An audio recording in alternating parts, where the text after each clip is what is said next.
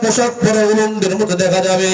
এই নারীরা পরপুরুষকে নিজের দিকে আকৃষ্ট করবে, নিজেরা পরপুরুষের দিকে আকৃষ্ট হবে, জিনা ব্যভিচার ছড়ায় দিবে। আল্লাহ নবী বলেন লা ইয়াদখুলুল জান্নাহ, এই নারীগুলো জান্নাতের ঘ্রাণ পাবে না এবং জান্নাতে প্রবেশ করতে পারবে না। মা বুড়ো আমার, আমার সময় অল্প, এই দুনিয়া থাকার জায়গা না।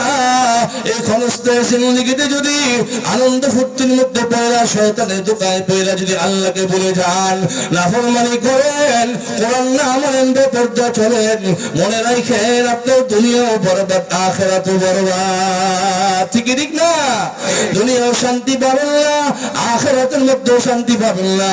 দুনিয়ার মধ্যে কোনো রহমত বরকত থাকবে না, আখিরাতের মধ্যে কোনো রহমত বরকত থাকবে না। কারণ নবী সাল্লাল্লাহু আলাইহি ওয়াসাল্লাম আদ-দুনিয়া কুল্লুহা মাতা ওয়া খায়রু মাতা'id দুনিয়া আল-মারআতুস সালিহা।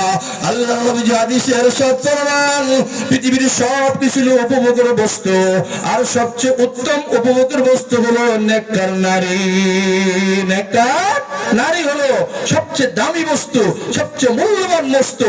যার ঘরের মধ্যে একটা নেককার নারী আছে, তার মূল্যবান বস্তু আছে। যেই নারীর চরিত্র ভালো, ওই নারীর থেকে আল্লাহ নেককার সন্তান দুনিয়াতে পাঠাবে, ওই ঘরের মধ্যে রহমত বরকত আল্লাহ নাযিল করবে। আর যেই নারীর চরিত্র ভালো না, যেই নারীটি বেগানা পুরুষের সাথে চলাফেরা করে, বেগানা পুরুষের সাথে হাটে বাজারে বেপরদা হয়ে চলে, ওই নারী জান্নাতে প্রবেশ করবে না, জান্নাতের ঘ্রাণও পাবে না। ঠিক কি ঠিক না? ঠিক কি ঠিক না?